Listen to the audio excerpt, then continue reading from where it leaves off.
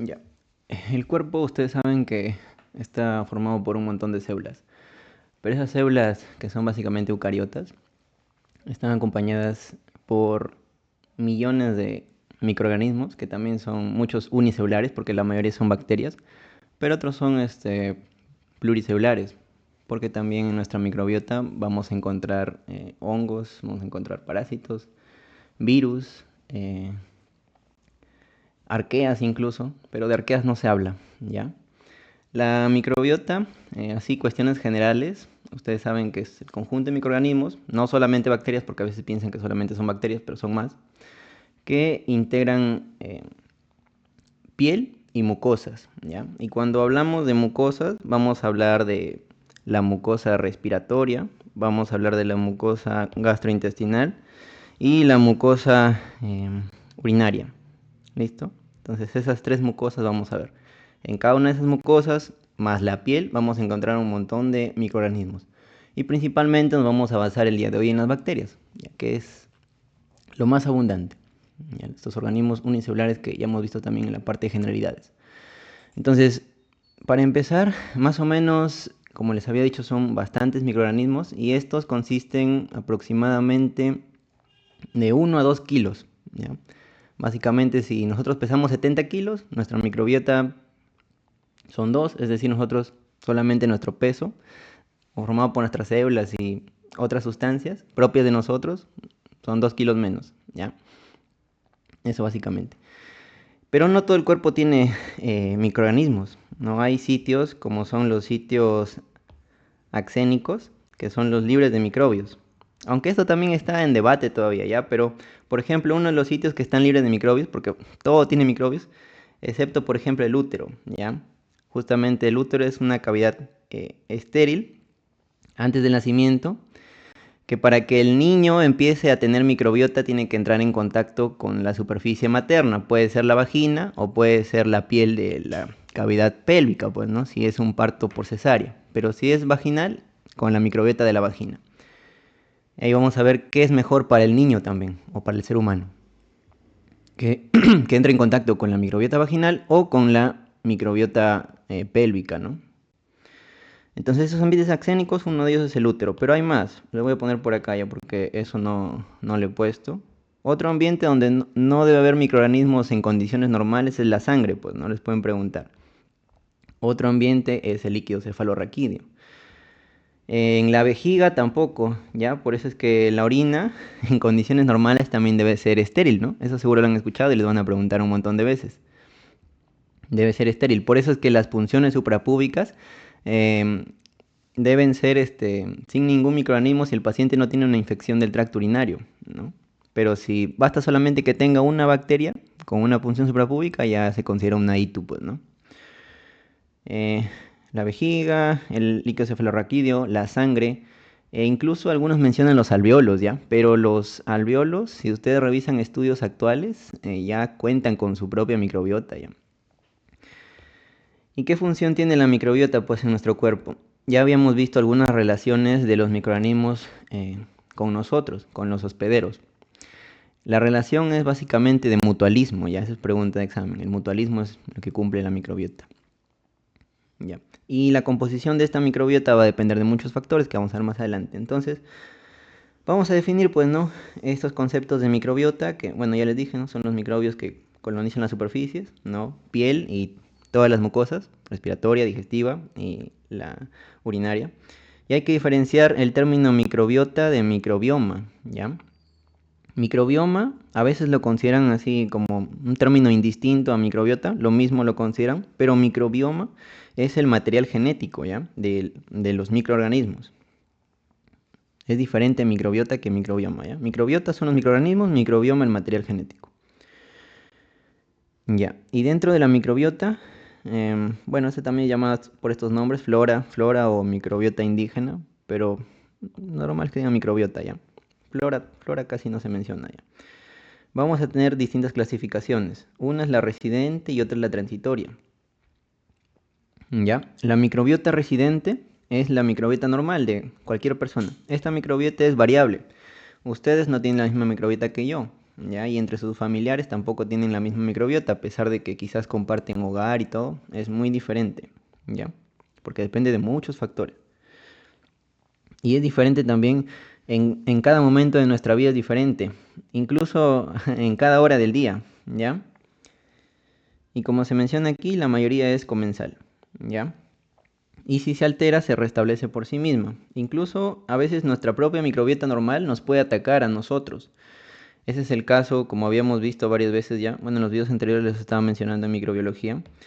Por ejemplo, tienen el Staphylococcus epidermidis, que es una bacteria del grupo Staphylococcus, es coagulasa negativo, ¿no? Que cuando un paciente está inmunocomprometido, invade. Ya, por ejemplo, los pacientes que tienen sobre todo catéteres, pueden ser catéteres urinarios o catéteres venosos, catéteres sistémicos, el estafilococcus coloniza ese catéter y empieza a ingresar al cuerpo. Y ahí puede generar infección. Sobre todo, este de acá, estafilococcus epidermidis, pueden causar endocarditis también. Es uno de los gérmenes que causan endocarditis. No es uno de los principales, pero puede causar endocarditis si entra a la sangre. Y luego tenemos la microbiota transitoria, ¿ya? Esta de acá es solamente por unas pocas horas, ¿no? que está en nuestro cuerpo, sobre todo en nuestra piel, ¿no? En nuestra piel que está en contacto con el ambiente, a cada momento del día cambia la microbiota, ¿ya? Y estos sí pueden ser no patógenos o patógenos, pues, ¿no? Ya depende de la higiene que nosotros tengamos, eliminarlos, pues, ¿no? Eso ya lo hemos visto también un poco en el control de microorganismos. Ya, y las ubicaciones básicamente son las mismas de la transitoria que la residente, ya no se olviden. ¿Cuáles son los factores que, por ejemplo, pueden generar que esta microbiota transitoria logre persistir en nuestro cuerpo, incluso puede llegar a invadir e infectar? Esos factores son la competencia, ¿ya? Porque compite con otros microorganismos propios de nuestra microbiota, es decir, la microbiota transitoria va a competir con nuestra microbiota residente, ¿ya? El otro es la inmunidad, ¿ya? Nuestras células del sistema inmune van a estar preparadas para eliminar cualquier tipo de microbiota transitoria, ¿ya? Dentro de esto tenemos las primeras barreras, pues la primera barrera es la piel, ¿ya? Pero si, por ejemplo, esta microbiota transitoria entró de frente a una mucosa, ahí tenemos nuestros macrófagos que están por ahí, ¿no? Son los principales, ¿ya? Y todo lo demás que ustedes ya saben en la respuesta inmune. Y también los cambios físicos, químicos, ¿ya? Que pueden eliminar también, ¿no? El calor, el uso de jabón, detergente, etcétera, ¿no? Para eliminar la microbiota transitoria. No se olviden. Ya, entonces vamos viendo un poquito las bacterias, sobre todo bacterias vamos a ver ya, algunos gérmenes importantes de cada lugar que les pueden preguntar en el examen, pues, ¿no? Vamos a empezar con, desde la boca, pues, ¿no? Ya, desde la vía oral. Acá en la boquita, como dice mouth, ya. El material lo pueden leer aparte, acá nomás les voy a dar algunas cositas adicionales, como siempre. En la boca, uno de los principales aquí es el Streptococcus mutans, ¿ya? Mutans.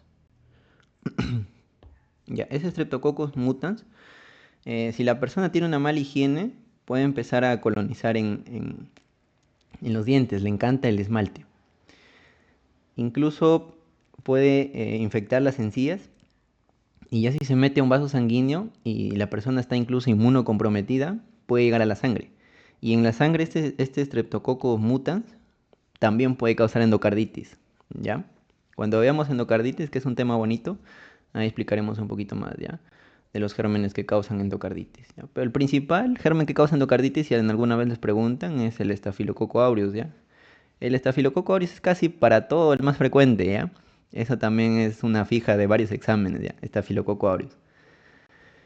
Ya, otros gérmenes que tenemos acá en la boca importantes son actinomices, que también son bacterias. Los actinomices son bacterias filamentosas. Y otro más, bueno, eso sobre todo, ya de ahí vemos más. Bueno, también en la boca hay Fusobacterium, hay bastantes anaerobios, ¿ya? En la boca hay bastantes anaerobios. ¿Y por qué es importante o qué implicancia clínica tiene esto de los anaerobios en la boca? Aparte del Streptococcus mutans. Que estos anaerobios, por ejemplo, si una persona tiene algún trastorno del sistema nervioso central o es alcohólico y quizás en un momento, no sé, no se dio cuenta que está pasando su saliva hacia la vía respiratoria. Eso se llama aspiración, ¿no? O incluso no necesariamente es una aspiración, una microaspiración, ¿no? Incluso cuando uno no se lava los dientes y se va a dormir así nomás, ¿no? A veces uno tiene microaspiraciones, ¿no? Y si en nuestra boca o incluso en nuestra faringe hay alguno de estos gérmenes presentes, puede pasar a la parte de la vía respiratoria, ¿no? Puede causar una infección respiratoria baja, una neumonía, ¿ya? Una neumonía infecciosa, ¿ya? Y esas neumonías aspirativas, sobre todo en pacientes, como les digo, con trastorno del sistema nervioso central, ya sea que tengan epilepsia, ya sea que tengan accidente cerebrovascular o que sean alcohólicos, puede causar neumonía aspirativa, ¿ya? Y van a leer de neumonía aspirativa, ya cuando hagamos neumonía y les voy a explicar un poquito. Pero básicamente es el mecanismo, es una aspiración, ¿ya? Y los anaerobios, pues, ¿no? Anaerobios están ahí, se meten y estos anaerobios son brutal cuando llegan al pulmón. Pueden causar abscesos, ¿ya? Y esos abscesos em, cuando la persona expectora, bota el esputo, es un esputo fétido, ¿no? Esa es pregunta de varios exámenes, ¿no? El esputo fétido. Es por aspiración, tiene anaerobios, ¿no? Infectado por anaerobios. Ya, ahí les he dicho varias preguntas con eso. Ya. Pero para que estos microorganismos no se desequilibren en la boca, ¿ya? Primero está la higiene y lo otro natural que todos tenemos es la saliva, pues, ¿no?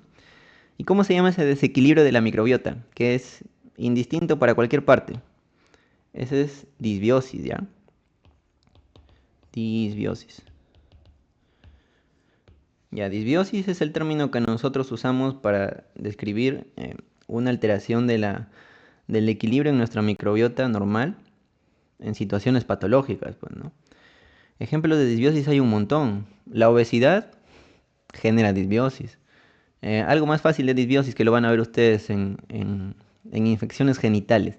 La vaginosis bacteriana, por ejemplo. La vaginosis bacteriana, que se caracteriza por la secreción por la vagina de color blanco, grisáceo y con un olor fétido, ¿no? Que ustedes se acuerdan seguro por cuando llevaron microbiología, reacción del KOH, ¿no?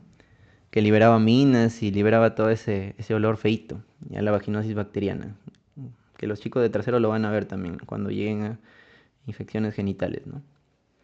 No es una infección de transmisión sexual la vaginosis bacteriana, es simplemente una disbiosis, ¿no? Que se puede deber a muchos factores. Uno de ellos son las duchas vaginales, ¿no? O que estén cambiando también de pareja sexual a cada momento, ¿ya? Pero eso lo vamos a ver más adelante, más o menos para que entiendan un poquito. Es disbiosis, ya el desequilibrio. Seguimos bajando, pues, ¿no? De aquí llegamos ya a la microbiota por acá en la nasofaringe, ¿ya? En la nasofaringe, bacterias importantes que deben recordar. Una que la conocen, la han escuchado al menos, el neumococo, ¿ya? El neumococo o Streptococcus pneumoniae es un eh, alfa hemolítico, ya eso básicamente, causante de muchas infecciones de la vía respiratoria alta y vía respiratoria baja, el neumococo, ya, pero es parte también de nuestra microbiota. Ya por eso es importante que se laven la boca bien, pues, ¿no? Porque por acá debe estar en su nasofaringe. Antes de dormir, sobre todo, pues en la mañana amanecen con disfagia. Ya, sobre todo que nosotros que estamos en el hospital, siempre por ahí, estamos en contacto con todos estos gérmenes, ¿ya? Siempre es importante asearse. Después también tenemos en la nasofaringe el Haemophilus influenza, que ya no se ve mucho infecciones por este Haemophilus, porque eh, hay una vacuna ya. Pero el Haemophilus influenza también causaba infecciones tanto de vía respiratoria superior como inferior. Cuando digo vía respiratoria superior, también incluyo el aparato otorrinolaringológico, ¿ya? Oído incluso, ¿ya? Otitis también puede causar estos gérmenes. Y también tenemos acá el Staphylococcus aureus, pues, ¿ya? También está por ahí, en la nasofaringe, por acá. ¿Listo? Bueno, y de ahí seguimos bajando. Por la parte de la vía respiratoria, sobre todo en la parte inferior del tracto respiratorio. Como les dije, todavía está en estudio. Antes se consideraba estéril este ambiente de los alveolos, los bronquiolos por ahí, pero ahora sí, en algunos artículos van a encontrar que hay algunos microorganismos por ahí, ¿ya? Pero eso también nos van a preguntar. Ya, entonces vamos con el tracto digestivo, ¿ya? En el tracto digestivo sí hay bastantes cosas que ver, ¿ya? Y eso básicamente es lo que nos reúne también el día de hoy para ver la parte de diarrea, ¿ya? Mm, en el intestino delgado, ¿ya? Que es uno de los lugares donde más hay microbiota, pero donde más hay, que les pueden preguntar, es aquí. Aquí en el colon. Ya, esas preguntas les pueden hacer. En el colon hay un montón de bacterias. Es donde más cantidad de bacterias hay. Más microbiota. ¿Ya? Entonces aquí en el colon, ¿qué predomina? Predominan los firmicutes. ¿Ya? Bacteroidetes también van a escuchar. Ya. Y dentro de los firmicutes hay un montón. Pues los firmicutes son Clostridium, Lactobacillus. ¿Ya? ¿Qué más? Eso básicamente, Lactobacillus. Justamente predominan estos Clostridium lactobacillus porque la microbiota intestinal de la persona eh, sufre bastantes cambios, pero la que se establece inicialmente es la microbiota que nosotros tenemos al nacer. ¿Ya? Por eso es que hay bastante Lactobacillus y Clostridium. Sobre todo Lactobacillus, ¿no? Que es la bacteria que está presente en la vagina de nuestra madre. Cuando nosotros, bueno, si es que hemos nacido por parto vaginal. Pero si no, por ejemplo, van a predominar otros gérmenes, ¿no? Diferentes al lactobacillus.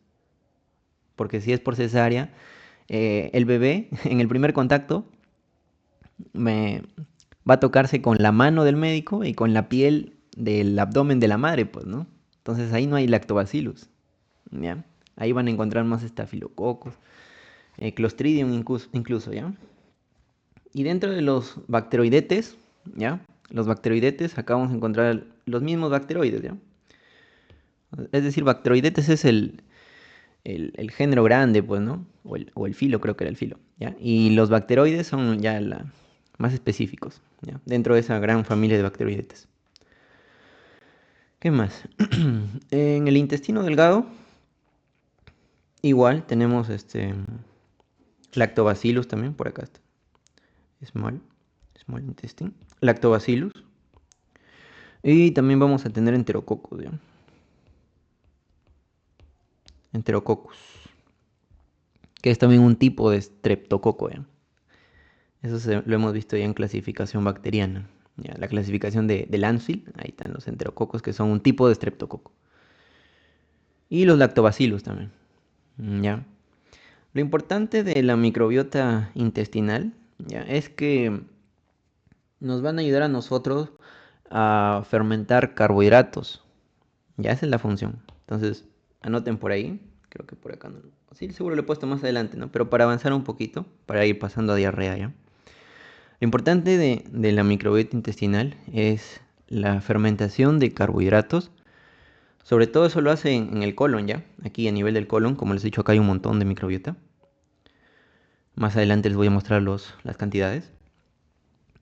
Entonces aquí se van a formar a partir de carbohidratos, de su fermentación, ácidos grasos de cadena corta, ¿ya? Vamos a hacerlo el lápiz un poco más delgado. Ácidos grasos de cadena corta, ¿ya? Uno de ellos es el butirato, ¿ya? O el ácido butírico. Pero hay más, butirato, acetato, propionato, ¿ya? Pero vamos a poner el butirato, ¿no? Ya. Acetato y propionato también. ¿Y qué efecto tienen estos ácidos grasos de cadena corta producidos por la microbiota del colon principalmente? Primero que las células epiteliales del colon, o sea, los colonocitos, lo van a utilizar para su metabolismo o nutrición, pues, ¿no? Entonces nutren colonocitos, ¿ya?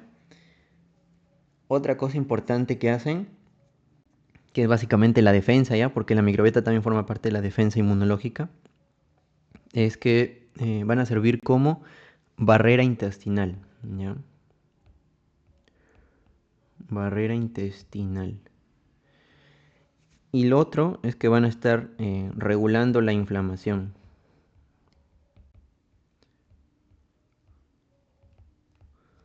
¿Ya? Estas tres cositas. Nutren colonocitos, regulan la inflamación y funcionan como barrera intestinal. ¿Ya? De esa manera van a estar implicados en un montón de enfermedades, pues, ¿no? Por eso es que diabetes, obesidad, síndrome metabólico, em, o incluso trastornos endocrinológicos de la mujer como un síndrome de ovario poliquístico o la propia resistencia a la insulina que está presente en varias enfermedades, pueden alterar todos estos mecanismos, pues, ¿no? Y esos pacientes eh, tienen estados inflamatorios crónicos, ya son más propensos también a enfermedades. Pero todo es un ciclo vicioso, o sea, esas enfermedades se encargan de alterar la microbiota, pero también la microbiota cuando se altera puede causar esas enfermedades, ¿no? O es un factor para el desarrollo de esas enfermedades. Pero no es que todo se deba a la microbiota, pues, ¿no? Solamente es una parte de todas esas enfermedades. Pero sí es un factor importante, ¿ya? Sigue en estudio todavía, como les digo. Ya, y por más abajo tenemos, por ejemplo, el tracto reproductor femenino. Y acá lo que predomina son los lactobacilos, ¿no? Ya estos se encargan de mantener el pH ácido de la mujer, pues, ¿no? Como les digo, hay una disbiosis en patologías como la vaginosis bacteriana, en la que va a predominar un germen que se llama Gardnerella. Gardnerella. La Gardnerella le va a ganar en cantidad a lactobacillus y se va a generar una alteración de la microbiota que hace que el pH de la vagina cambie. Ya no es un pH ácido, sino se vuelve un pH alcalino. Y en las preguntas de examen que les vienen, les ponen mujer con flujo blanco grisáceo, olor a pescado podrido. ¿Qué germen está implicado en esta patología? Ya, esa es Gardnerella. Y aparte le dicen pH mayor a 4.5, es decir, un pH un poquito más alcalino. ¿Ya? Ahí marcan vaginosis bacteriana, ya por una disbiosis nada más. No es una infección de transmisión sexual, es una disbiosis ya por alteración de la microbiota. Y entre otros microorganismos que encontramos aquí, incluso tricomonas puede haber, ya que es un protozoario. Pero cuando estas tricomonas ya infectan, generan una enfermedad, ¿no? Que es justamente la tricomoniasis, que esta sí es una infección de transmisión sexual, ¿ya? Es una infección de transmisión sexual que genera el característico cervix en fresa, ¿ya? Para que se vayan acordando un poquito. Cervix en fresa. Cuando hacen la especuloscopía, ¿no? Ya. En el hombre, eh, prácticamente lo mismo, ya, pero no importa mucho aquí en el hombre. No hay algunas patologías relevantes de la microbiota del tracto urinario y el tracto reproductor. En la piel y en los ojos, sí, sí es importante, porque como les dije, en la piel van a predominar los estafilococos, ¿ya? Le voy a poner creo que por acá está, sí, acá no. Estafilococos, acá hay varios tipos, ¿no? Y cuando son varios tipos le ponen así, SPP, ¿ya? Hay Epidermidis, aureus, etcétera, ¿ya? Y estos nos protegen también, pues. Al igual que Corynebacterium también es importante en la piel, Corynebacterium y Staphylococcus sobre todo ahí, ¿ya? Um, Cuando la persona, por ejemplo, tiene piel seca, ¿ya? Cuando la persona tiene piel seca predomina este de acá, ¿no? El Micrococcus, aquí en piel seca, en una piel seca. Ya está. Cándida también es parte de la piel, ya no se olviden Cándida. Cándida es parte de las superficies que tienen, o le gusta estar en las superficies que tienen epitelio estratificado plano, ¿ya? Ahí. Por eso también puede invadir la vagina, ¿no? Sino que la vagina es no queratinizado y la piel es queratinizado, ¿no? Pero igual puede estar ahí también, ¿ya? Como hongo, la cándida, ¿no? Como les dije, la microbiota es mayormente bacterias, pero también puede haber aquí otros microorganismos, ¿ya? Un honguito, por ejemplo, en la piel, la cándida, ¿ya? Importante. Ya está. Entonces, creo que eso es lo más importante de esta diapositiva. Bueno, acá hay algunas notas que lo pueden leer también, ¿ya? Como les había dicho, los alvéolos se consideran axénicos, o sea, sin microbiota, pero últimos estudios dicen que sí hay, ¿ya? Tráquea, bronquios hay poco. ¿Ya? ¿Qué más? Acá es de los dientes, las encías, etcétera. ¿Sí? Ya no hay mucho aquí para hablar, ¿ya? Ahí lo pueden leer ya. Y acuérdense que la vejiga también no debería tener microorganismos, ¿ya? Vamos con la adquisición de la microbiota. Como les había dicho, la microbiota, la mayor parte la obtenemos al nacer nada más, ¿ya? La membrana amniótica se rompe y los microorganismos entran en contacto con el bebé, ya, pues, ¿ya? Y acá depende, la microbiota que nosotros tengamos va a depender de cómo nacemos. Si nacemos vamos a adelantar acá, si nacemos por parto vaginal, ¿ya? Esto es importante, ¿ya? O por cesárea. Lo mejor para una persona es nacer por parto vaginal, ¿ya? Ya que así la microbiota, sobre todo intestinal, va a llenarse de lactobacillus, importante, y de Prevotella, ¿ya? Y incluso de Bifidobacterium, ¿ya? El Bifidobacterium es una familia de bacterias importante en el recién nacido, ¿ya? Acuérdense, Bifidobacterium. Ya está. Y obviamente esta microbiota nos protege junto con el sistema inmunológico contra enfermedades, pues, ¿no? Tanto enfermedades infecciosas como enfermedades autoinmunes, em, incluso la predisposición al cáncer también, ¿ya? Los bebés que nacen así por parto vaginal eh, tienden a desarrollar mejor estado de salud que un bebé que nace por cesárea, pues, ¿no? Porque también esto de los bebés por parto por cesárea se relaciona mucho con la prematuridad, ¿no? Pero no necesariamente, ¿ya? No necesariamente un bebé que nace por cesárea es prematuro, ¿ya? Pero sí se relaciona bastante, ¿ya? Entonces, por cesárea, la microbiota intestinal cambia, ¿ya? Entonces el bebito va a empezar a adquirir estafilococos, ¿ya? O los microorganismos que están por acá, creo que le he puesto. Estos, el Clostridium, Staphylococcus, Enterococcus, esos predominan cuando un bebito nace por cesárea, ¿ya? Pero sobre todo Staphylococcus, que es de la piel, ¿no? De la piel de la madre y la piel del doctor, pues, ¿no? Que lo saca, el ginecólogo. Y eso es una microbiota normal ya, pues, ¿no? Porque lo normal es que entre esto, Lactobacillus, Prevotella, Bifidobacterium. Pero entra esto, ¿no? Entra Staphylococcus, esto es anormal. Entonces la microbiota intestinal del bebito se altera y el bebito tiene mayor riesgo de atopía. ¿Qué es atopía? Mayor generación de inmunoglobulina. ¿Qué inmunoglobulina? A ver si están por ahí todavía. En atopía, ¿qué inmunoglobulina aumenta? Pregunta de examen de inmunología. O de cualquier examen por ahí. En algún momento les preguntarán. ¿Qué inmunoglobulina aumenta en atopía? En alergias ya. No, la hija no. En alergias. Rinitis, asma. ¿Pucha, se olvidaron? ¿Cuál es esa? IgG, IgD, IgE, IgA. Ajá, muy bien, Juan David. IgE, pues, ¿no? Ese es de las alergias. Y está relacionado con el asma, pues, ¿no? La IgE. ¿Ya? En el asma hay aumento de esta IgE, pues, ¿no? Por eso es que hay un ¿cómo se llaman esos fármacos?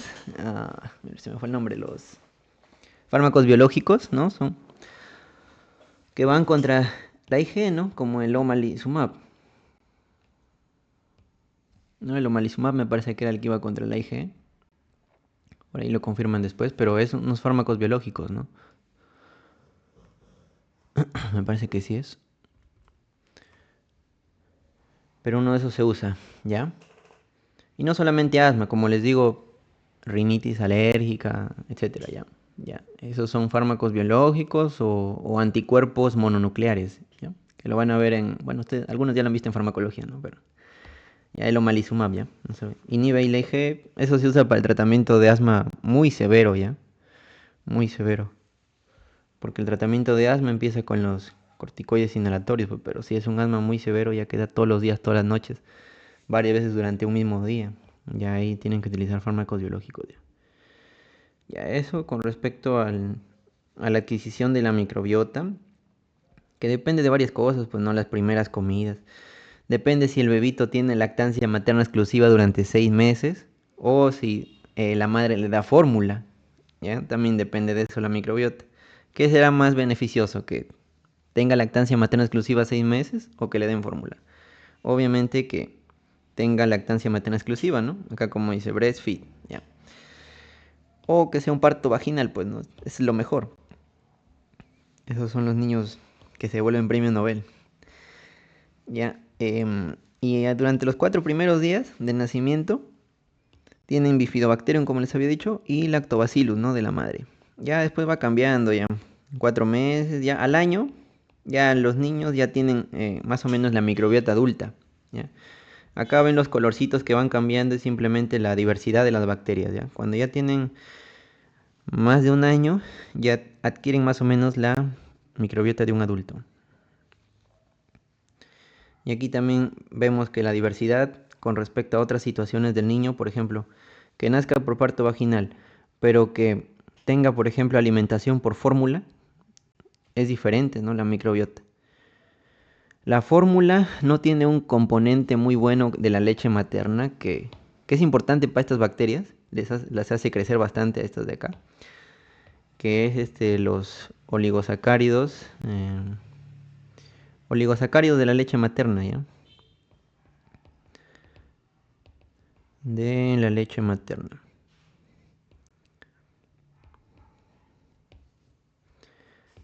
Aunque ahora algunas fórmulas vienen ya con sus prebióticos, ¿ya? Recuerden la diferencia entre prebiótico, probiótico y simbiótico, ¿ya? Eso es importante para nutrición, por ejemplo. Y también para microbiología. Y también para cuando sean doctores. Prebiótico, probiótico y simbiótico, ¿ya? Prebiótico es básicamente fibra, ¿ya? O alimentación para las bacterias de tu cuerpo, tus bacterias de tu microbiota. Probióticos son bacterias, ¿ya? Y simbiótico es la suma, pues, ¿no? Es un pre más un probiótico, ¿ya? Esa es la definición. Prebiótico, el alimento de las bacterias. Probiótico, las bacterias mismas, ¿ya? Y simbiótico, tanto pre como pro. Acá está, ¿no? Acá le he puesto. Hay un cuadrito también para que lo lean después. El alimento, los microorganismos vivos que modulan la microbiota. Incluso también se habla de trasplante fecal, no sé si habrán escuchado, seguro que sí, ¿no? Que está en investigación todavía este asunto, ¿no? Para el tratamiento de algunas enfermedades, una de ellas la obesidad. Ya, en la obesidad sí hay bastantes estudios también sobre microbiota, pero todavía no está tan determinado, pero sí hay algunas cosas que están establecidas. Por ejemplo, una persona obesa, yo les había dicho que en la microbiota intestinal teníamos de estos, ¿no? Teníamos el Firmicutes y el Bacteroidetes. Una persona obesa tiene más Firmicutes que Bacteroidetes. Ya tiene la relación Firmicutes-Bacteroidetes se inclina más hacia los Firmicutes. Ya, y eso es importante porque se altera todo esto de acá. ¿Ya? Todo esto de acá se altera. Porque la microbiota normalmente, ¿qué hace en el tracto gastrointestinal aparte de funcionar para la formación de ácidos grasos de cadena corta, como les había dicho?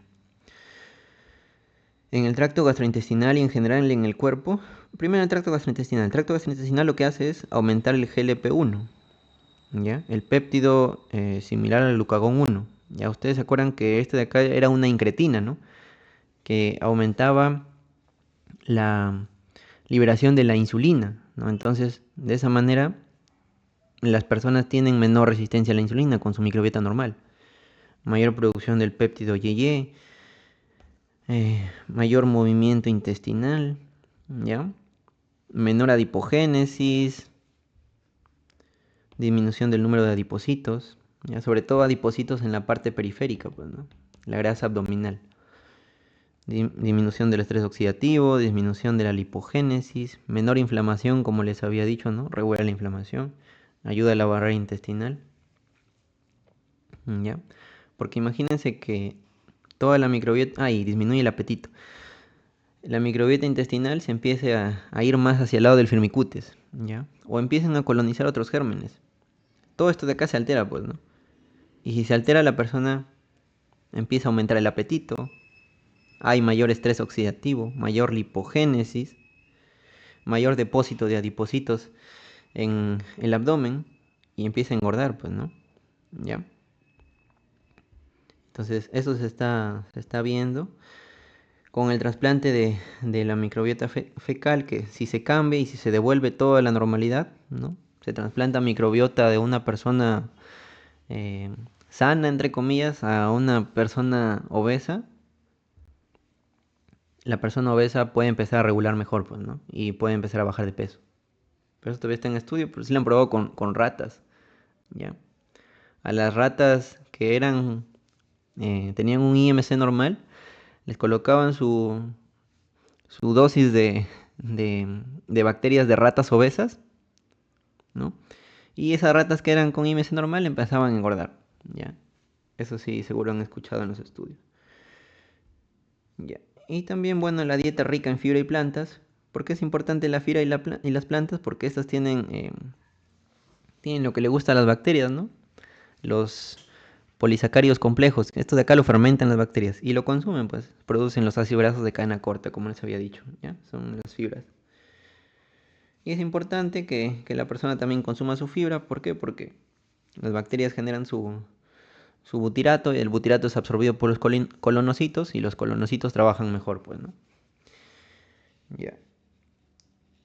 Y la fibra también se ha visto relacionada, pues, ¿no? Con la disminución del peso. Más o menos una persona debe consumir, eso lo van a leer en sus libros de nutrición, 25 a 30 gramos de fibra al día, pues, ¿no? ¿Y dónde encontramos la fibra nosotros? En las frutas, en las verduras, ahí, ¿ya? Así que siempre coman su fruta, su verdura. El consumo de fibra también reduce la diabetes, el síndrome metabólico, la obesidad, justamente porque mantiene vivas a estas bacterias, pues, ¿no? Que generan todo esto para que la persona tenga un adecuado metabolismo y no sea gordito. Pero si nosotros le empezamos a meter esto, la hamburguesa gaseosa, la Fanta, para ser fantástico, ¿no? Como Acuña, toma tu Fanta para ser fantástico, ¿no? Ya pues no, ya se empieza a desequilibrar todo. ¿Qué más? Ya esto ya les había dicho. Bueno, esto es básicamente también lo mismo que ya les he dicho, pero en una imagen. Bueno, acá es desde la madre, ¿no? Desde la madre ya empieza nosotros a, a regularse nuestra microbiota. Ya, porque también la microbiota, parte de la microbiota de la madre pasa a nosotros, pues, ¿no? Entonces la madre depende todo de su dieta, los antibióticos que consuma, la misma genética, si tiene alguna infección, es importante manejar bien las infecciones en una gestante.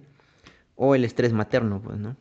El consumo de alcohol, drogas, incluso el estrés mismo del trabajo. Ya, el modo del parto también, ¿no? Modo del parto, la edad gestacional también al momento que nace, si eres prematuro o si eres un bebé ya post término, ¿ya? O sea, mayor ya de las 42 semanas. La transmisión vertical, ¿no? A veces la madre está infectada con Neisseria gonorrea, con citomegalovirus, con VIH, con sífilis, y el bebito puede nacer con eso, pues, ¿no? Pero también se puede manejar, ¿no? Una madre con sífilis, una madre con VIH, se puede embarazar y puede tener su hijito, pero tiene que estar en tratamiento. Esas madres tienen que estar hospitalizadas, pues, ¿no? O tienen que cumplir bien su tratamiento, si no, su hijito va a nacer enfermo. Y ya vamos a ver todas, aunque sí lo hemos visto, hemos visto creo en una diapositiva, no me acuerdo, todas las alteraciones que dan esos gérmenes cuando pasan a un recién nacido, creo que está por acá. A ver, para que los chicos que no están inscritos en microbiología lo vean también. Por ejemplo, el citomegalovirus les puede causar microcefalia en una cabeza chiquitita. ¿Dónde está? Acá está. Ahí está.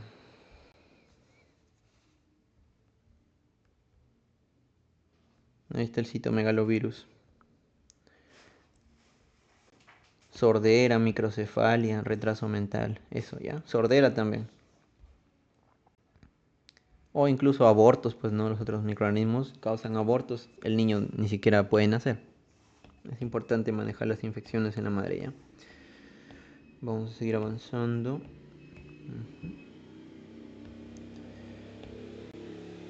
Ya.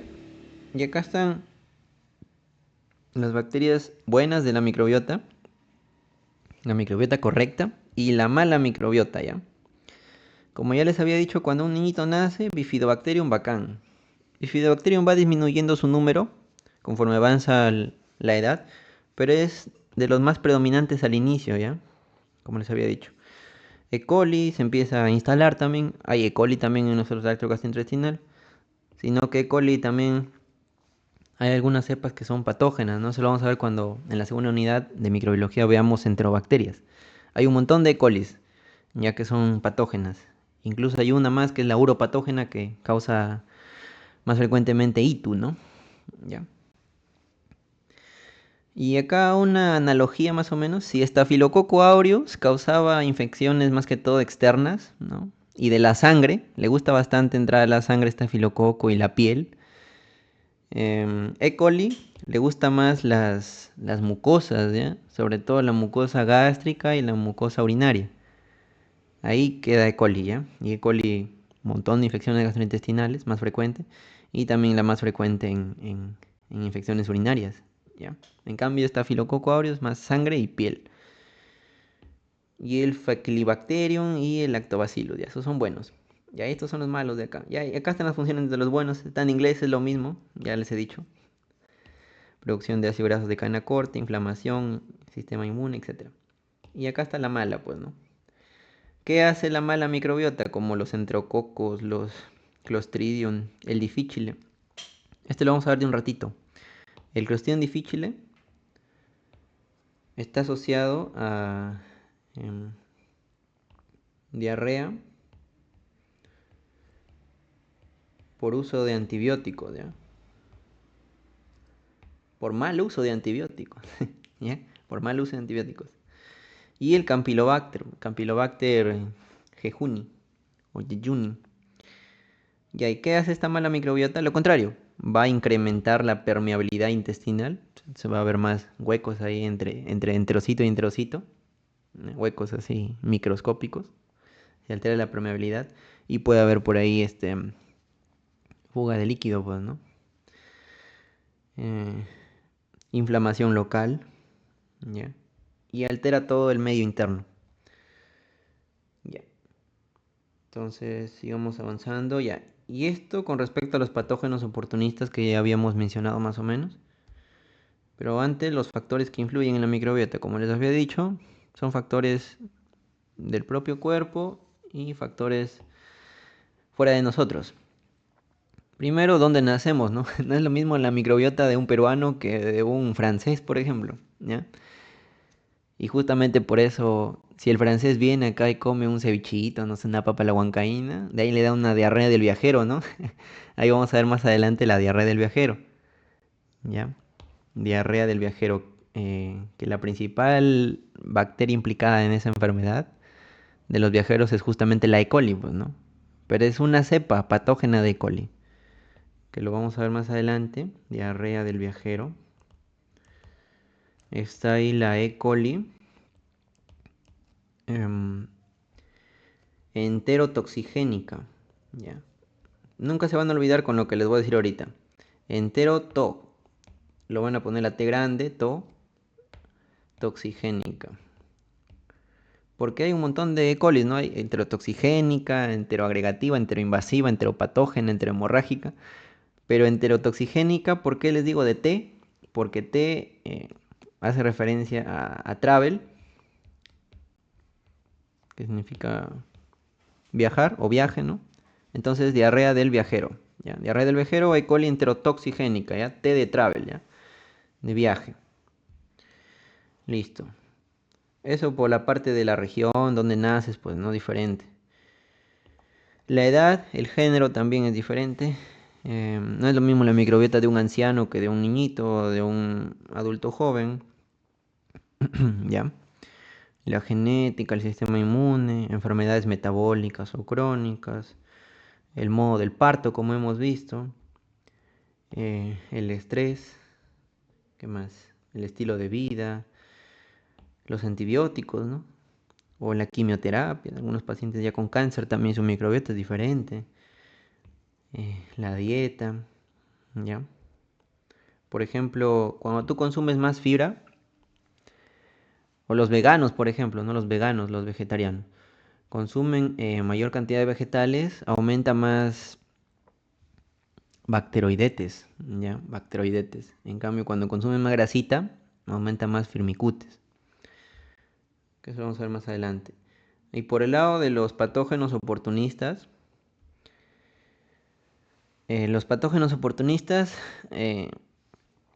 son parte de la microbiota que ingresa cuando el paciente está inmunocomprometido. Ya, eso se le llama un oportunista, que normalmente no hacía daño, no estaba por ahí la bacteria o el parásito o el hongo. Pero cuando la persona tiene algún estado de inmunocompromiso, como por ejemplo lo clásico es la diabetes. La diabetes es un estado de inmunocompromiso.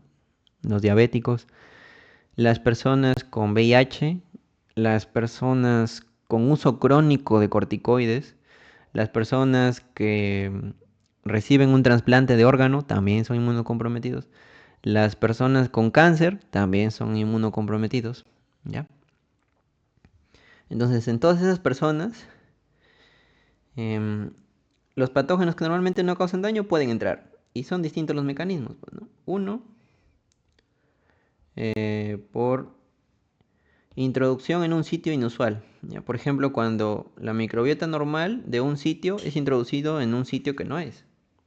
Por ejemplo, el Streptococcus viridans, que hace referencia al mutans, ¿ya? Mutans, ¿ya? Hace referencia al mutans. Este de acá, el viridans, está en la boca, ¿no? Como les había dicho, el mutans. El mutans es una especie acá del viridans, ¿ya? El mayor es viridans. El mutans es como un hijito. Ya, entonces el que está en la boca pasa a la sangre y llega al corazón, les había dicho, ¿no? Entonces este puede causar endocarditis. ¿Ya? De un lugar normal pasa a otro donde no debería estar y ahí puede causar enfermedad. Pero eso lo hace normalmente en un paciente inmunocomprometido también, pues, ¿no? Pero también lo puede hacer en un paciente joven, por así decirlo, pero tiene que ser una dosis infectante bastante alta, pues, ¿no? Pucha, debe ser una persona que ya tenga una gingivitis, que no se lave los dientes, que agarre una infección en la boca y que no se cuide y ya pues ahí entra todo a la sangre y llega a la válvula cardíaca. Pero si no, nunca va a pasar. La supresión inmunológica que ya lo hemos visto y cambios también. Cambios en la microbiota normal. ¿Y esto cómo lo hacemos? Cuando la persona consume antibióticos. Si la persona consume antibióticos, patógenos que normal, o, perdón, bacterias que normalmente no eran patógenas, se convierten en patógenos y empiezan a colonizar el intestino y pueden causar inflamación severa, pues, ¿no? Una colitis, ¿ya? Una gastroenteritis. Y eso sobre todo se ve con el Clostridium difficile que les dije, ¿no? Clostridium difficile que está por acá que les dije. Ahí está, ¿no? Que genera una diarrea por uso de antibióticos, ¿ya? Bueno, en sí lo más grave que puede generar es una enfermedad que se llama colitis por inflamación del colon, ¿ya? Por eso se llama colitis. Pseudo membranosa, ¿ya? Y obviamente como inflama el intestino, y ese es un concepto que quiero que tengan hasta que veamos diarrea, cuando se inflama el intestino grueso sobre todo, se genera una diarrea con sangre, ¿ya? Mucosanguinolenta, no se olviden, mucosanguinolenta. o disentería, ¿no? Así se llama también. Entonces este de acá es grave, pues, ¿no? La colitis pseudomembranosa. El tratamiento para esto es reemplazar la microbiota, pero como eso no hay, tienen que sacarle el colon, una hemicolectomía, ¿no? Lo ideal sería que le trasplanten microbiota, pues, pero también eso tiene sus efectos adversos a veces, no responden bien a ese tratamiento. Entonces, ¿qué más falta por acá decirles? Creo que ya no. Y si no, ya por ahí lo leen. Ya en la diapositiva está para que lo lean nada más. Ya. Vamos ahora con microbiota intestinal, pues no antes de pasar a diarrea. Sí, ya. Microbiota intestinal, ya les había dicho varias cositas de aquí. De la boca ya les he hablado. El estómago normalmente vacío, no tiene flora normal porque ahí está todo el ácido clorhídrico que forma parte de los mecanismos del sistema inmune innato, ¿no? De la parte de las barreras, el ácido clorhídrico. Pero también las bacterias pueden pasar, ¿no? Y generar enfermedad. Y las enzimas también que generan que no tiene una microbiota normal ahí. Pero vacío. Ya cuando está lleno ahí toda la comida, ahí sí tiene su microbiota, pues, ¿no? Y normal que haya ahí microbiota. Hasta el Helicobacter pylori es parte ahí de varios de nosotros, ¿no? En laboratorio les han hecho su test de Helicobacter pylori ahí, y casi todos positivos, ¿no? A ver, ¿cuántos positivos acá? A ver, levanten la mano los positivos a Helicobacter pylori. Da Juan David, Mayori, Taili, que han llevado al laboratorio. Ah, negativo, está bien. Bueno, pero la mitad de los peruanos son positivos, la mayoría. Pero seguro así más o menos les sale en su práctica, ¿no? Son positivos a Helicobacter pylori la mayoría. Ya. Intestino delgado ya les he hablado también. La mayor parte de microbiota está en el colon. El colon es el lugar donde mayor cantidad de microbiota hay. Listo. Y lo que predomina son firmicutes, ¿ya? 65. Segundo lugar, bacteroidetes. Y 5 ya otros. Patógenos potenciales, o sea, patógenos que pueden causar enfermedad, ¿no? Normalmente están como la parte de la microbiota, pero pueden causar enfermedad si la persona empieza a generar daño en ese lugar o si ingresa a un cuadro de inmunocompromiso, pues, ¿no? Por ejemplo, la boca, Candida albicans. Candida albicans también es parte de la microbiota de la boca. Pero cuando la persona, por ejemplo, ya adquiere una infección, un VIH, por ejemplo, un estado de inmunocompromiso, o incluso cuando la persona utiliza los asmáticos que utilizan inhaladores, corticoides, ¿ya? Por inhalación, uno de los efectos adversos de esos fármacos es la candidiasis orofaringia, ¿ya? No se olviden ya la candidiasis en personas que usan corticoides inhalados. Por eso es que en las indicaciones de corticoides está para enjuagarse la boca después de usar pues el inhalador. En la nasofaringe, ¿cuáles son potenciales patógenos? El neumococo, Neisseria meningitidis también está en la nasofaringe, ¿ya? Y Neisseria meningitidis causa la meningitis bacteriana, ¿no? Es uno de los más frecuentes. Pero si les preguntan en algún momento cuál es el microorganismo más frecuente de meningitis bacteriana, es el Streptococcus pneumoniae, el mismo neumococo, ¿ya? Haemophilus influenza, que también puede causar meningitis, neumonía, todas las infecciones de trato respiratorio, ¿ya? Hasta el cerebro. Piógenes, que causa enfermedades de la piel, ya vamos a ver bastante piógenes ahí. Es un beta hemolítico, el piógene. El Aurus, ya que es un catalasa y coagulasa positivo. Esos son potenciales. En el pulmón es muy fregado Staphylococcus aureus, causa una neumonía necrotizante. Colon, ahí tenemos los bacteroides fragilis, que lo vamos a encontrar bastante en apendicitis complicada, ¿ya? Apendicitis complicada. E. coli, que lo encontramos en prácticamente todo, ¿ya? El día de hoy vamos a ver algunas especies patógenas de coli, pero esto lo vamos a ampliar más en cuando veamos enterobacterias, que es un capítulo grande. Ahí tenemos la E. coli enterotoxigénica, E. coli enteropatógena, E. coli enteroagregativa, E. coli enterohemorrágica, ¿ya? Las más preguntadas son toxigénica, patogénica y enterohemorrágica, ¿ya? La toxigénica y patogénica hacen una diarrea acuosa nada más, ¿ya? Una diarrea acuosa, porque producen toxinas estas de acá. La toxigénica del viajero y la patogénica es de los niñitos, ¿ya? De los niños. Esto, como les digo, lo vamos a ver mejor cuando veamos entre bacterias. Pero más o menos para que se vayan acostumbrando y así. Datos, datos, datos, ¿ya? El día de hoy vamos a ver más fisiopatología, todo eso de ahí. Y cuando lleguemos a esta parte ya de infecciones por enterobacterias, que más hacen infección del tracto gastrointestinal, ahí hablamos más de estas bacterias, ¿ya?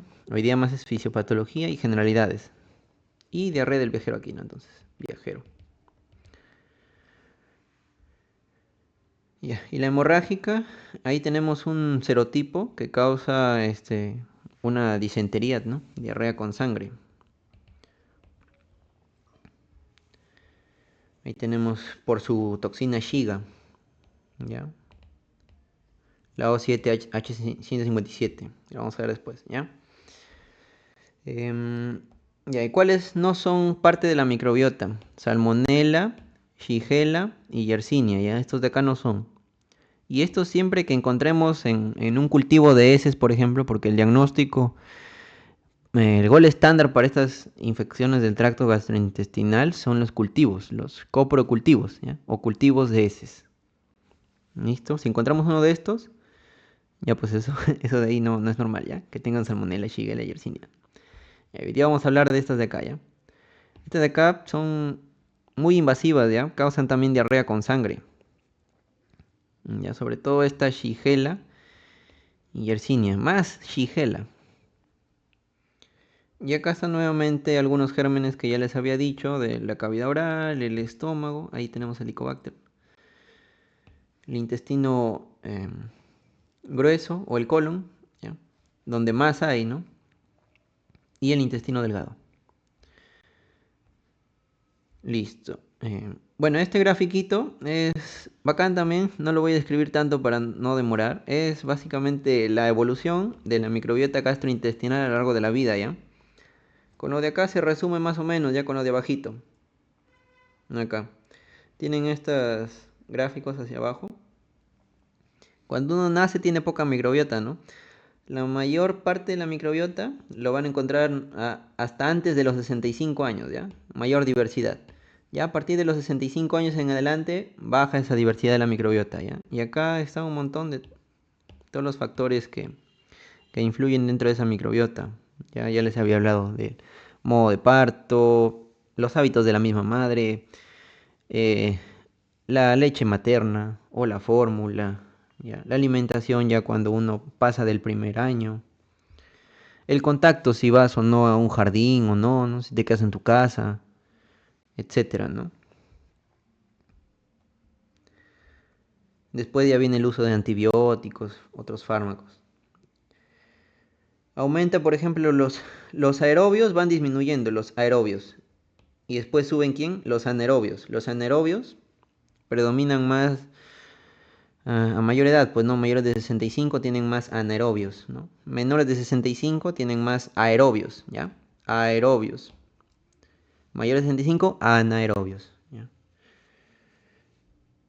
Y patógenos anaerobios oportunistas también, conforme uno va haciéndose más viejito, pues, ¿no? Aquí está. Y acá tenemos unos cuadros muy bonitos también, ya, con todos los gérmenes importantes. Recién nacido, Bifidobacterium les había dicho, siempre y cuando haya lactancia materna, pues, ¿no? ¿Hasta cuándo es la lactancia materna exclusiva? Hasta los 6 meses, ¿ya? La primera defensa, junto con qué inmunoglobulina de la leche materna. A ver, ya esa sí tienen que acordarse. ¿Cuál es la inmunoglobulina de la leche materna? A ver, escríbanlo por el chat. Ya estamos acabando ya esta primera parte. Muy bien. La IgA, ya. Esa es de todas las secreciones, la IgA. En la infancia, como les había dicho, hay bastante firmicutes, bacteroidetes. En el adulto también se mantiene esta relación de firmicutes bacteroidetes. Si esto se altera, se generan también las disbiosis. Y en el anciano ya hay menor diversidad y predominan la familia de las proteobacterias, ¿ya? Y acá están los distintos factores, pues, ¿no? Ya, como les había dicho también. En el ancianito, ya pues la misma edad, em, que también el anciano tiende un poco a estreñirse más, ¿no? Entonces el estreñimiento también em, hace que las bacterias empiecen a colonizar más. Como no hay más peristaltismo que las expulse, porque el peristaltismo también es un mecanismo de defensa, ¿no? Para expulsar infecciones. Acuérdense de eso, porque después les voy a hablar de un fármaco que es la loperamida, que tiene una implicancia por ahí en las diarreas. ¿Ya? ¿Cuándo usar, cuándo no usar loperamida? Esa es pregunta de examen de farmacología, ¿ya? Entonces el ancianito, un poquito más estreñido, hay un poquito de cuidado con los fármacos antidiarreicos, ¿ya? Y los antibióticos también, obviamente, pues, ¿no?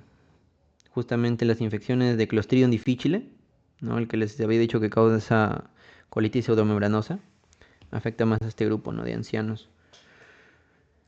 El hecho de que ya tengan algunas hospitalizaciones también, ¿no? O incluso pacientes que de niños, um, porque son el grupo poblacional más frecuente en esto, sobre todo del apendicitis, pues, ¿no? Los niños que sean operados del apendicitis, la microbiota también es diferente, ¿no? A los que no hayan sido operados del apéndice, ¿no?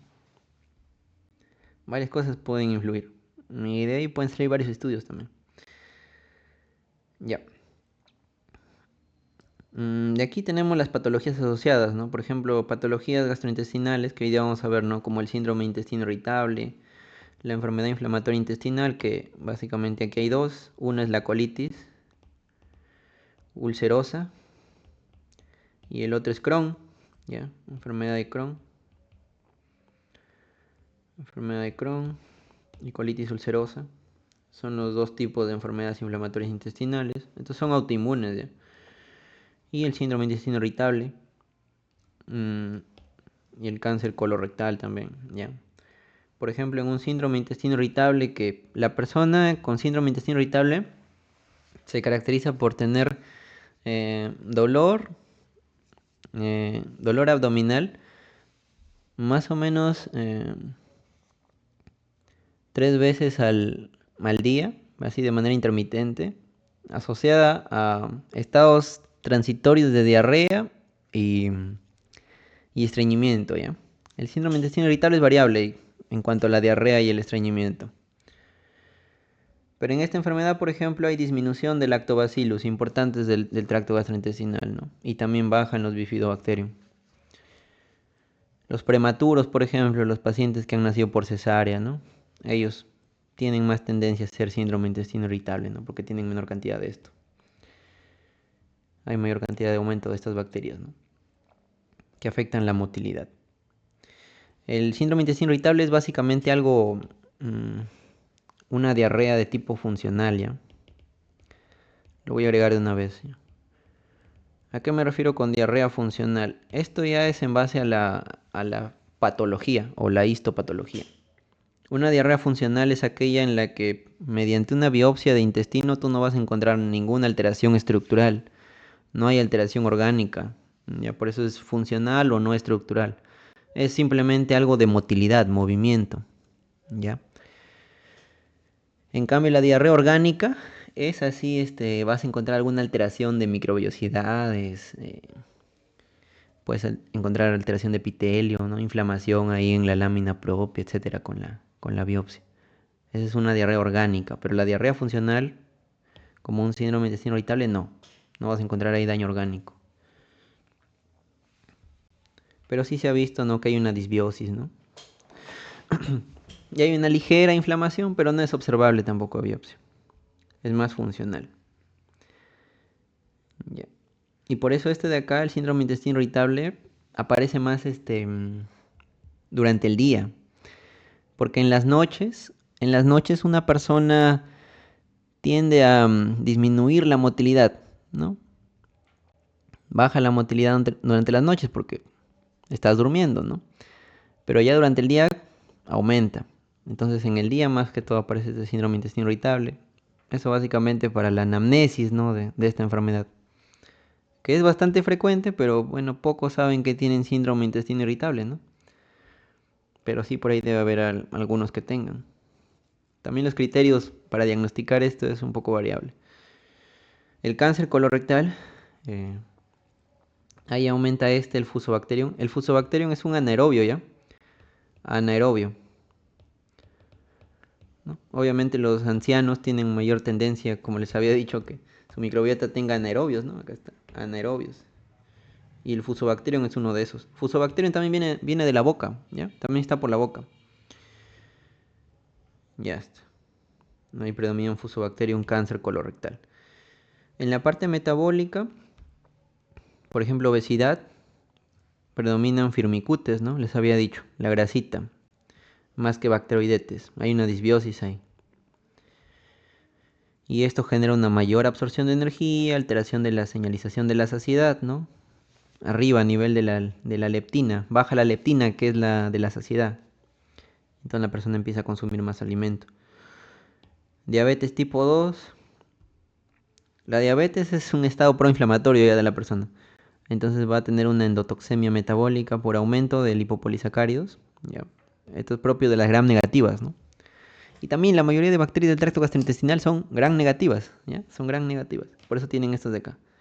Y este LPS, si ustedes se acuerdan por la clase de microbiología, es la endotoxina, ¿no? Específicamente el lípido A, ¿no? El lípido A es la endotoxina que genera inflamación, ¿no? Inflamación crónica. A nivel del eje intestino-cerebro, por ejemplo, también hay una alteración de la microbiota en la depresión, en el autismo, ¿ya? Eso también está en estudio todavía. Hay bastantes artículos de esto. Afectan la producción, por ejemplo, de GABA, serotonina, ¿no? La serotonina que es de la felicidad junto con la noradrenalina, ¿no? Son los dos. Noradrenalina. Cuando vean fármacos antidepresivos, ahí están, ¿no? Los inhibidores de la recaptación de serotonina, de noradrenalina, que hacen que aumenten estos de acá, pues, ¿no? Y si aumentan estos de acá, ya no estás triste. Ese es el mecanismo de acción. Bueno, esa es una parte, ¿no? Porque la depresión no solamente es por esa teoría de las... Esta es la teoría de las monoaminas, ¿no? Cuando bajan estas de acá, uno se puede volver depresivo, ¿no? Y si tú lo aumentas con los fármacos, pues te haces un poquito más feliz, pero es una parte nada más. La depresión tiene varios factores. Y la inflamación de bajo grado. Ya, el autismo también, hay diferencias en el eje intestino-cerebro que todavía no están tan determinadas. Las alergias alimentarias también tienen que ver ahí con la exposición microbiana durante la infancia, ¿no? También tiene que ver. Esa es la hipótesis de la higiene. Por ejemplo, los niñitos que estén más expuestos durante la infancia a distintos microorganismos son los que tienden a generar un mejor sistema inmune, ¿no? En ese aspecto, tienden a desarrollar menos alergia, etcétera, ¿no? La alimentación, todo lo que les había dicho, ¿no? Los niñitos que consumen fórmula antes de leche materna tienden más a infectarse también, ¿no? O a generar más respuesta autoinmune o atopias, ¿no? Rinitis, dermatitis, asma. Ya. Entonces eso por esa parte. Y respecto ya a enfermedades diarreicas, tenemos que encontrar aquí los patógenos oportunistas y los patógenos intestinales, ¿ya? Algunos son oportunistas cuando, por ejemplo, hay una infección y se perfora el intestino, ¿no? Por ejemplo, el colon acá dice, ¿no? Pero también se puede perforar el intestino o el apéndice. Entonces, cuando se perforan esas estructuras, tu microbiota que era normalita, ve un hueco por ahí, ¡fum! Se mete. Ya, y te invade toda la cavidad peritoneal y luego incluso puede invadir la sangre, ¿no? y ahí es peligroso. Y justamente esa es la fisiopatología de la peritonitis, pues, ¿no? Cuando ya se perfora un segmento del tracto gastrointestinal, se inflama toda la cavidad peritoneal, pues, ¿no? Y la peritonitis te genera signos peritoneales, pues eso se ve en semiología. El signo de Bloomberg, ¿no? Del rebote. El, el McBurney. ¿Qué más hay? El de Murphy, ya, etcétera.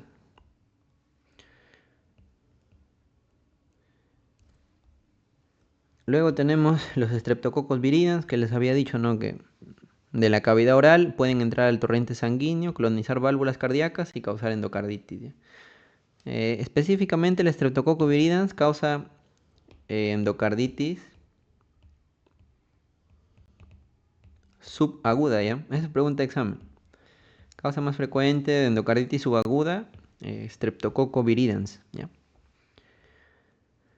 Dentro de Streptococcus viridans, el mutans, pues, ¿no?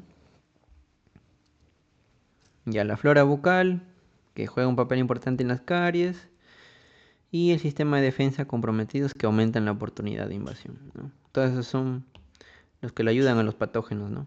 Oportunistas. Esperan esta oportunidad, cada una de estas situaciones, para entrar e invadir, ¿no?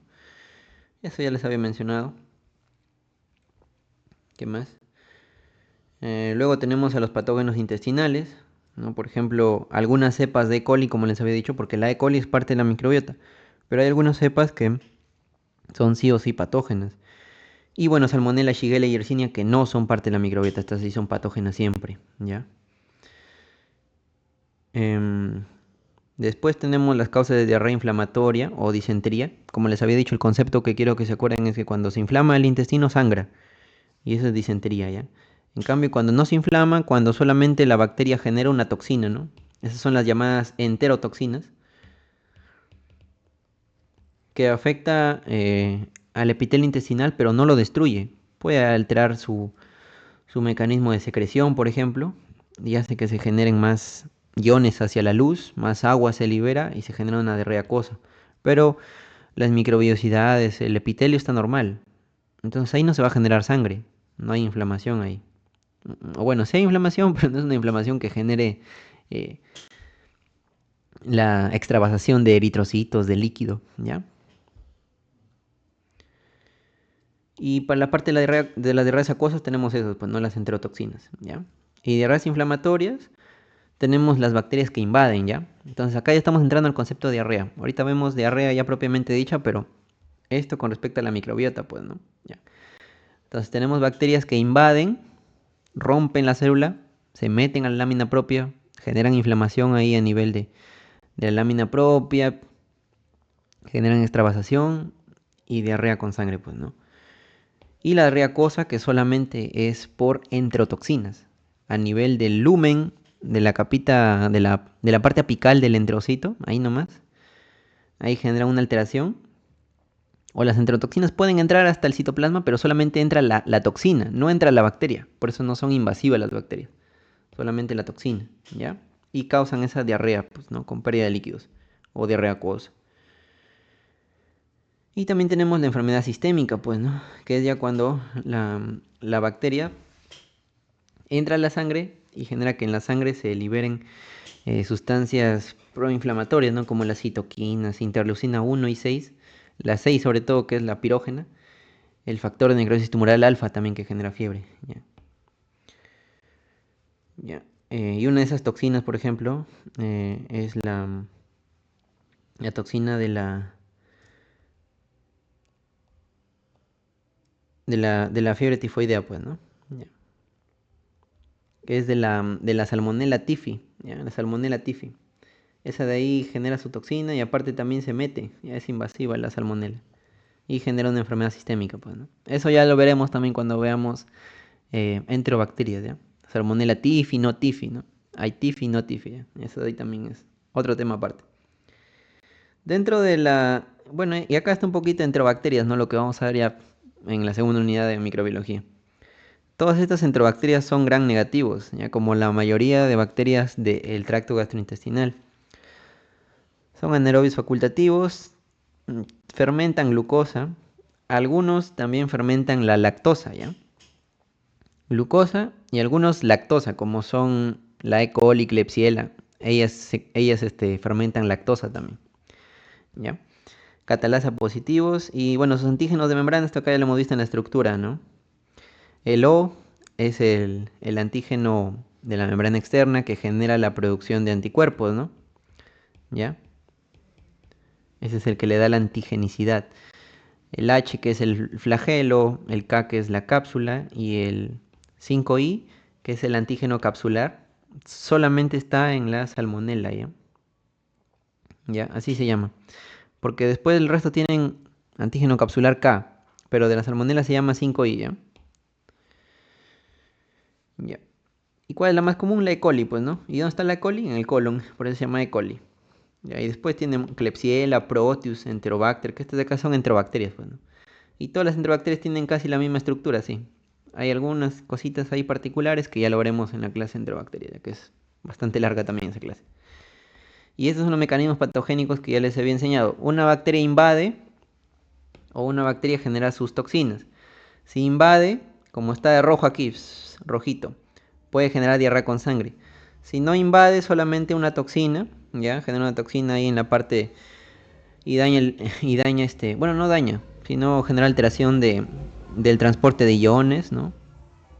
O la toxina puede entrar al citoplasma, pero ahí genera un mecanismo de regulación o de señalización, ahí por AMP cíclico y tanta cosa que vamos a ver más adelante en microbiología. Am, Ahí la bacteria simplemente causa una diarrea acuosa, ¿ya? En cambio, si invade, es con sangre, ¿ya? La E. coli puede ser de las dos cosas.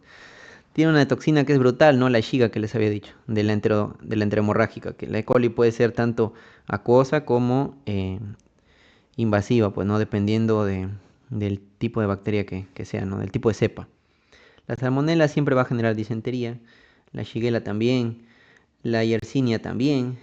El Clostridium difficile, si bien es cierto, tiene una enterotoxina, ya, el Clostridium difficile tiene una enterotoxina, pero también tiene una toxina que causa daño epitelial, tiene dos toxinas. Y por eso es que el Clostridium difficile causa también disentería, ¿ya? Uy, disentería, no se olviden. Ya lo vamos a ver de un ratito. Entonces, todo eso ha sido la microbiota. Si tienen alguna preguntita, háganla ahorita antes de pasar a diarrea. Si no, vamos a pasar a diarrea ya. Pero toda esta introducción es importante, ¿ah? Entonces, hasta aquí lo vamos a dejar. Ahora les respondo sus dudas.